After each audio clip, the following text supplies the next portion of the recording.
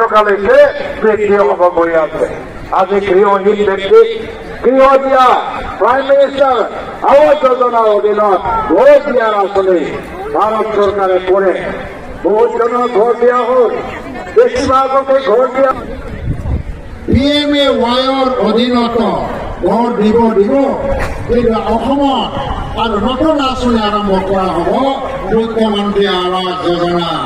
মুখ্যমন্ত্ৰী আৱাস যোজনাৰ অধীনত যিসকলে ঘৰ পোৱা নাই চবকে ঘৰ দিয়া হ'ব বুলি কেবিনেটৰ ইতিমধ্যে সিদ্ধান্ত লোৱা হৈছে। এই দেশত গৃহহীন ব্যক্তি থাকিব নালাগে, এই দেশত অৰুণোদয় নোপোৱা মহিলা থাকিব নালাগে। তেওঁ যদি দুখীয়া হয়, আটাইতকৈ সুন্দৰ আৰু ভাল এটা আঁচনি আৰম্ভ কৰিছে কি আমাৰ পৰিয়ালত প্ৰতিটো পৰিয়ালত ছোৱালী থাকে। ছোৱালীবিলাকে পঢ়ক নকৰে, অৰ্থৰ অভাৱত পঢ়া শুনা এৰিব লগা হয় ছোৱালীবিলাকে। কিন্তু আজি টকা পইচাৰ অভাৱত কোনো ছোৱালীয়ে পঢ়া শুনা এৰিব নালাগিব। আপোনালোকৰ ছোৱালীয়ে যিদিনা মেট্ৰিক পাছ কৰিব, হায়াৰ ছেকেণ্ডাৰীত এডমিশ্যন লোৱাৰ লগে লগে আপোনালোকৰ বেংক একাউণ্টত এই ছোৱালীসকলৰ বেংক একাউণ্টত প্ৰত্যেক মাহত 10,000 টকা দিয়া হ'ব। আৰু 10,000 টকা দি আপোনালোকৰ খৰচ কৰি পেলাই BEd এডমিশ্যন লয়। BEd এডমিশ্যন লোৱাৰ লগে লগে 12,500 টকা দিয়া হ'ব। আৰু BEৰ পৰা MA যদি পঢ়িবলৈ যায় 25,000 টকাকৈ দিয়া হ'ব। মহিলা উদ্যমিতা আঁচনি প্ৰত্যেকটো আত্মসহায়ক গোটৰ সদস্যসকলক 10,000 টকাকৈ দিয়া নালাগে। পিছত আকৌ 25,000, পিছত 25,000 পিছত 50,000 টকা দিয়া যি আঁচনি অসম চৰকাৰে লৈছে। ভাৰতৰ কোনো ৰাজ্যত এনেকুৱা আঁচনি নাই। ইয়াৰ দ্বাৰা আপোনালোকক লাখপতি বাইদেউ লাখপতি দি কৰিবৰ কাৰণে চেষ্টা চলোৱা হৈছে। মহিলাৰ অৰ্থনৈতিক অৱস্থা যদি উন্নতি হয়, পৰিয়ালৰ অৰ্থনীতি উন্নতি হয়। পৰিয়ালৰ অৰ্থনীতি উন্নতি হয় যদি অভাৱ দূৰ হৈ যাব। অভাৱ যদি দূৰ হয় আপোনালোকৰ ল'ৰা ছোৱালী উন্নতিৰ জোখত আগুৱাই গৈ থাকিব। শিক্ষা দীক্ষা ল'ব, ডক্টৰ ইঞ্জিনিয়াৰ হ'ব। প্ৰমোদ বড়ো ডাঙৰীয়াৰ নেতৃত্বত আজি প্ৰতিটো মন্দিৰত 2 লাখ টকাকৈ দিয়া হয়, মছজিদত 2 লাখ টকাকৈ দিয়া হয়, গীৰ্জাঘৰত 2 লাখ টকাকৈ দিয়া হয়। অসম চৰকাৰৰ অসম দৰ্শন আঁচনিৰ অধীনত মন্দিৰ মছজিদ গীৰ্জাবিলাকত 3 লাখ টকাকৈ দিয়া হৈছে। আৰু 100 বছৰ পুৰণা মন্দিৰবিলাকৰ 15 লাখ টকালৈকে গৈছে। আজি এইকাৰণে এনেকুৱা এটা সুন্দৰ সুন্দৰ আঁচনি কৰা এই ডক্টৰ হিমন্ত বিশ্ব শৰ্মাৰ নেতৃত্বত অসম যে চলি আছে, অসম আগুৱাই গৈ আছে। আৰু তাৰে আছে বাপুষ্ট জয়ন্ত বসুমতাৰী, ট্ৰেক্টৰ শ্ৰমিক, তেখেতে প্ৰতিদ্বন্দ্বিতা কৰিছে। আপোনালোকে সকলোৱে একমুখে এক চিন্তা এক সিদ্ধান্ত লৈ পেলাই ট্ৰেক্টৰ শ্ৰমিক ভোট দিয়ক, লাখ লাখ ভোটত জয়ী কৰি দিয়ক। মই আজি কৈছো জয়ন্ত বসুমতাৰী ট্ৰেক্টৰ শ্ৰমিক লৈ পেলাই যে নিৰ্বাচন কৰি খেলিছে, এই নিৰ্বাচনত 4 তাৰিখ জুনত ৰিজাল্ট ওলাব। কমচে কম 6 লাখ ভোট লৈ পেলাই জয়ন্ত বসুমতাৰী জিকিবলৈ গৈ আছে। 6 লাখ কমচে কম। আপোনালোকেও দতমা অঞ্চলৰ পৰা লাখ লাখ মানুহে ভোট দিব লাগিব। গৰম হৈছে নহয় জানো? মই আৰু বেছি দীঘলীয়া ভাষণ নাৰাখো। গৰমৰ কাৰণে মানুহে কৈছে অসমতো চৰকাৰ নাই, দিল্লী এবাৰ কাউন্সিলত চৰকাৰ নাই। তেখেতসকলক ভোট দিলে অৰুণোদয় নাপায়, কাৰণ হাজামাই অৰুণোদয় দিব নোৱাৰে।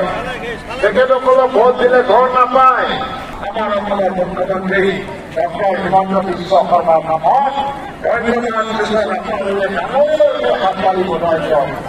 ধন্যবাদ। ডক্টৰ হিমন্ত বিশ্ব শৰ্মা ভাই ধন্যবাদ, শপথ কৰো ধন্যবাদ। আৰু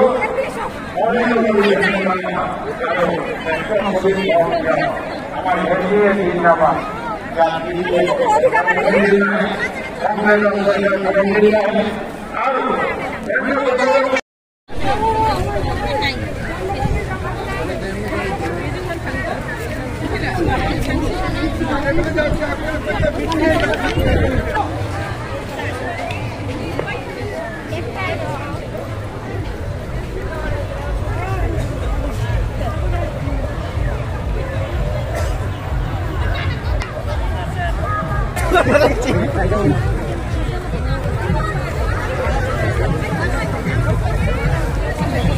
प्राइमरी बेसिनिफ्राय सफैनो हानाय जोंनि रायजो राजा बिथांमोनखौ मिथिजागोन जायगायावहाय लासै लासै ओंखारनानै थांनानै ओजोंहाय बाहागो लानो थाखाय गुरै खावलायहरनाय जायो।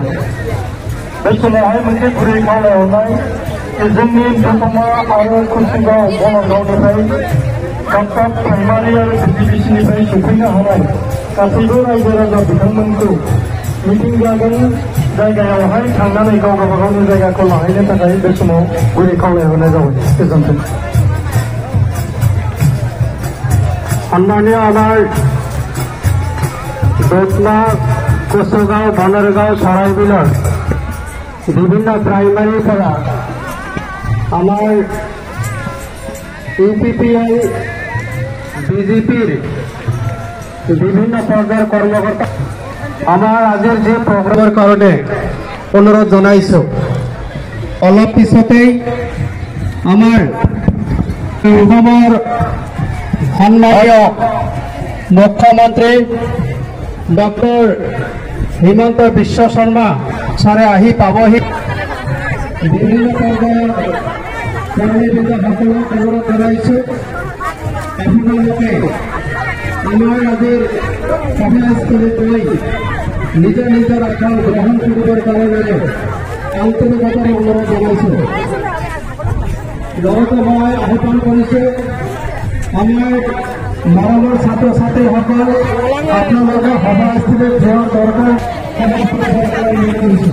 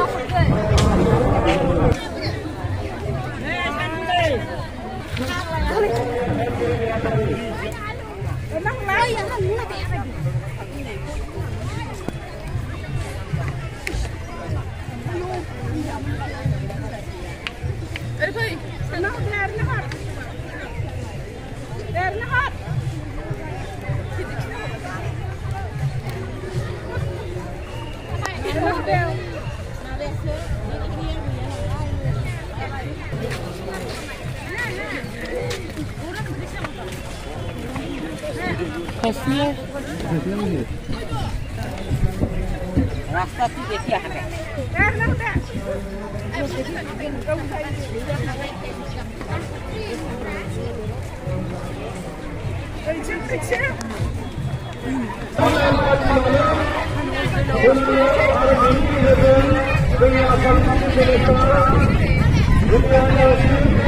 Dengan